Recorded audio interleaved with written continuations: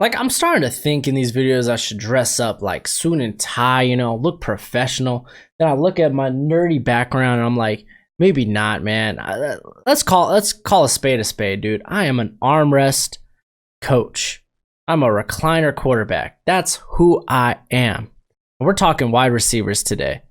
So who are we gonna start? Who are we gonna sit? Before we get into that, what's crack-a-lackin'? It's your boy Broshmo. Just in case you did not know, so go ahead and leave a thumbs up if you enjoy the content, and subscribe. Become a bro and subscribe if you enjoy the content. I got a lot of content. I've been pumping out a lot of fantasy content. I've been pumping out a lot of draft content. Speaking of that, 7-round NFL mock draft for 2020 coming out next week. Be on the look for that. But yeah, let's go ahead. Let's talk about receivers, and we're gonna start with the Thursday night game, the Giants versus the Patriots. A real banger of a game here. The Patriots are the best at not letting opposing receivers score. So Darius Slayton, Golden Tate, and Sterling Shepard, you are all sits. I have no confidence in you in this matchup. As for the wide receivers, Edelman, Gordon, they're all starts. Dorsett, kind of watch with him. I think I forgot what the injury was. Son of a gun. I think it was a concussion. I'm not positive though. But just be on the look for him. Make sure he's healthy before you decide to start him.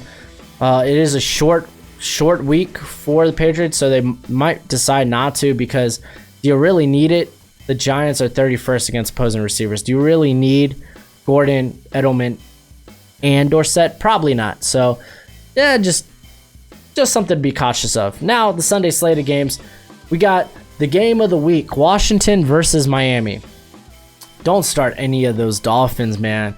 If I were to start one, it'd probably be, oh man, even Preston Williams doesn't sound like a good start. Devontae Parker, he's dropped a lot of balls this year, but he's been targeted in the red zone. And then Albert Wilson's been a non-factor.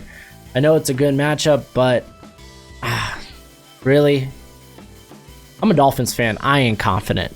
Don't do it. But Terry McLaurin, he's probably the only guy I would start for Washington in this matchup. He's proven to be very steady. He's got that wide receiver 3 floor with wide receiver 1 upside in a good matchup against the Dolphins, because we know they don't play offense, nor do they play defense. Paul Richardson, though, he's a sit. Trey Quinn, he's a sit. And then Steven Sims Jr., just in case you were curious, he's a sit. His production came all on a gimmick run play, so he is a sit. Carolina versus Tampa Bay. DJ Moore, Curtis Samuel, they're all starts. The Buccaneers are 30th against opposing receivers. It's a good matchup. The secondary really hasn't played that well for Tampa this year. Surprise, surprise, it's still a problem. So I think they're all good quality starts. As for Tampa Bay, I know it might be hard, but you got to start Mike Evans. I know he's put up a couple of goose eggs this year, but you have to, because you just don't know when that banger of a game is going to come out. Chris Godwin, though, he has been very consistent, and they face a so-so secondary there in Carolina, so not a bad start, either of those guys. Seattle versus Cleveland. Tyler Lockett, my man, you are always a start, man. I remember that pass, that touchdown Tyler Lockett had against the Rams. I thought Russell Wilson was throwing the ball away, and then there's Tyler Lockett to toe tap it in. Yeah, he is the most heavily targeted receiver on the team. He's a start. DK Metcalf, man. It's tough because you know what? The Browns, they're pretty good in the secondary. And Metcalf, he's big play and touchdown dependent. He doesn't see a high volume. So it's hard for me to start him at all. But he's boom or bust. He's boom or bust. Cleveland, though, Odell looks like the only guy getting any volume. I thought they would use Jarvis Landry more, but doesn't look like they're going to. And even Odell, he has been great for fantasy. It's really been a big letdown. But you almost have to go with Odell. You probably drafted him in the first round, if not early second. So, if the Browns want to win this game, they're going to have to pass the ball, which means Odell is going to be heavily targeted. Houston versus Kansas City. If Kenny Stills is still out, I love Kiki QT. I love Will Fuller in this matchup. Deshaun Watson's really spread the ball out a lot. And I know Will Fuller, man, he had a banger of a game last week. Don't expect that, though. Don't expect that. The Chiefs, they're 8th against opposing receivers, which is a bit deceiving, but don't be fooled. They are vulnerable in the secondary. That just hasn't been what it is. They might be a little more vulnerable on the ground or against the run now because Chris Jones might miss some time. So teams might opt to run the ball a lot more, but that's never been Houston's MO. So it's hard to trust that Houston would actually commit to a run plan or a run game.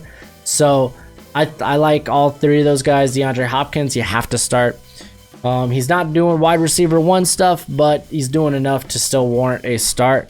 And you kind of got to watch this. Tyreek Hill is probably still out, guaranteed. Sammy Watkins, though, watch that throughout the week. See if he re-aggravates that hammy. Because if he's out this game, I really like Byron Pringle. He would be a good start against a horrendous secondary there at Houston. And I actually like him a lot more than Demarcus Robinson and Mecole Hardman. But I think those guys all would be starts, low end starts though. Low end, we're talking flex. Eagles versus the Vikings. Deshaun Jackson probably still out, but kind of look for that. Nelson Aguilar is irrelevant now, so Alshon Jeffrey really is the only source of threat, I guess. The only threat in that receiving game that's not Zach Ertz.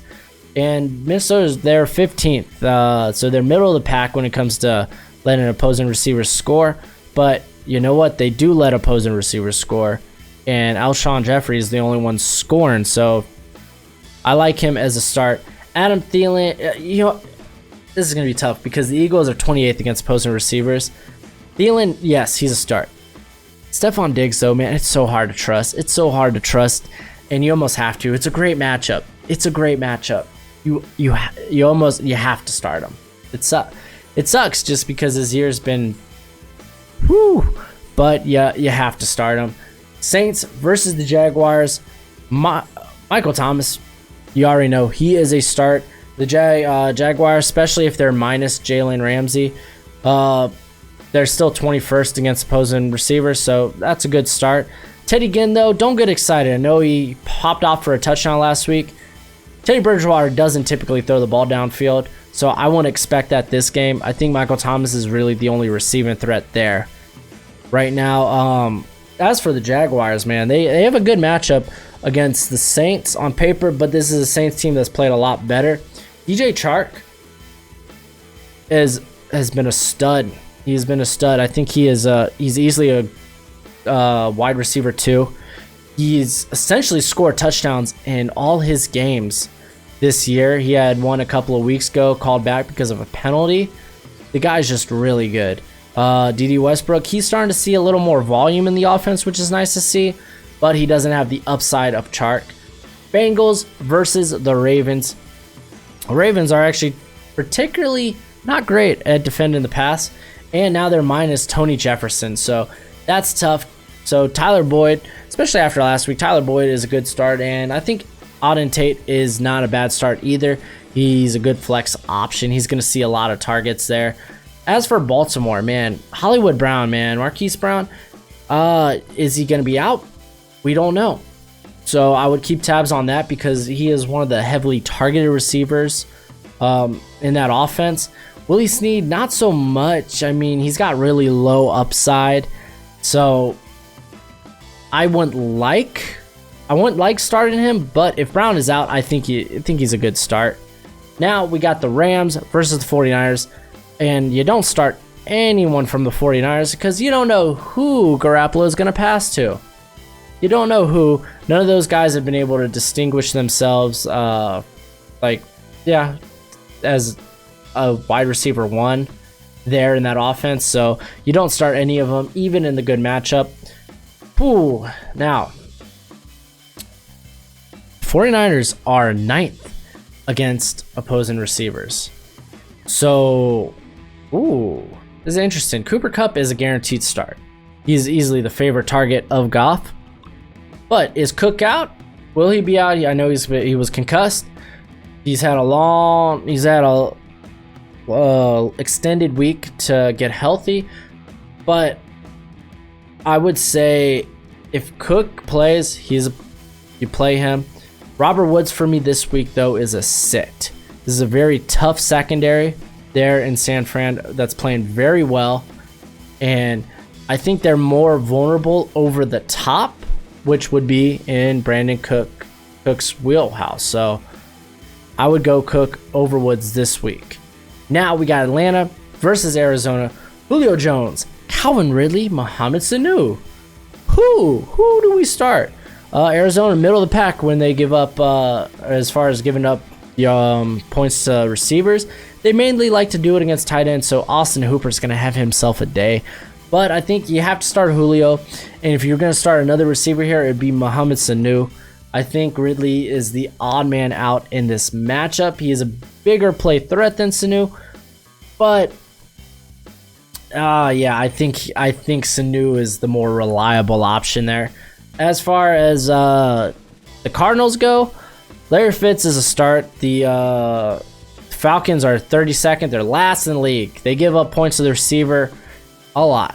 So Larry Fitz is definitely a start. Now, check if Christian Kirk will be healthy and will start this game. If not, then Keyshawn Johnson, he is a sneaky start this week. I think if Christian Kirk isn't good to go, then Keyshawn Johnson is not a bad flex play. Now, let's talk about Tennessee versus Denver. Very interesting matchup. One that I think warrants no one as a starter for the Tennessee Titans, man. You can't trust any of their receivers. No, I don't trust Marcus Mariota. That's what it is. But Denver, they're third against opposing receivers anyway, so it's a tough matchup. So for guys that don't get a lot of volume anyway, don't start him. Emmanuel Sanders, I know he had a tough week, and this might be a very tough matchup as well, but it's hard to sit Emmanuel Sanders knowing what he's capable of. But Cortland Sutton, I think, is a really good start because Emmanuel Sanders has been getting all that attention, and Sutton's like, yes, finally, I'm the popular one. I imagine that's what he's like, but I think Sutton's a good start this week. Dallas versus the Jets. Amari Cooper, Michael Gallup, they're good starts. Randall Cobb, not so much. He's too risky. I would sit him.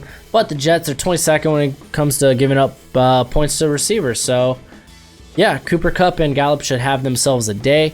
As far as the Jets, man, really, are you going to start anyone? Demaryius Thomas now is the most viable option in this offense. Robbie Anderson, all that, man, not living up to the hype. Jamison Crowder, granted, Jamison Crowder might have the biggest upside here because Donald targeted him like almost 20 times in week 1. Granted, it went for nothing, but as far as PPR, Jamison Crowder might not be a bad start this week. And the Sunday night game, Pittsburgh versus the Chargers. For me, the only start here would be Juju. And even that, I'm hesitant. Juju might be a flex play only because Devlin Hodges is the quarterback. So you can't trust James Washington, who might be hurt anyway. And then Deontay Johnson, as much as I like Deontay Johnson, it's just a bad situation there in Pittsburgh against one of the better defenses in the league. And then Keenan Allen, man, he's the only one I would really trust as far as the Chargers. But I don't know, Phillip Rivers last few weeks hasn't really been playing, like Phillip Rivers. It's really weird. But you almost have to start Keenan Allen anyway. Pittsburgh, they're 19th when it comes to giving up points to opposing running backs, so they're right there in the middle of the pack. Mike Williams, he's boom or bust, so start at your own dismay. And then Travis Benjamin, And for the Sunday night game, you got Detroit versus Green Bay. very, very interesting, very fun matchup. Let's start with the easy one. Marvin Jones and Kenny Golladay, they're both starts. I know it's a tough matchup, but they get a lot of volume, and yeah, they get a lot of volume. They both see about the same amount of targets. It's really Russian roulette though with who will hit. So I think they're both starts. They're both worth a shot. And then Green Bay, if it ain't Devontae Adams, I want no part in Green Bay's receiving corps. I don't care about any of the other receivers. MVS, huge bust. Geronimo, bust. Honestly, it's just been terrible. And you know, we thought we had all this hype about MVS and Geronimo in the offseason, and guess what? They can't do it. They can't do it. Devontae Adams, if he is healthy, he is the only start as far as receiver for Green Bay. That's it for the video. Go ahead, do the YouTube stuff. It's much appreciated, much obliged. And yeah, until next time, you be easy, my friends. Later.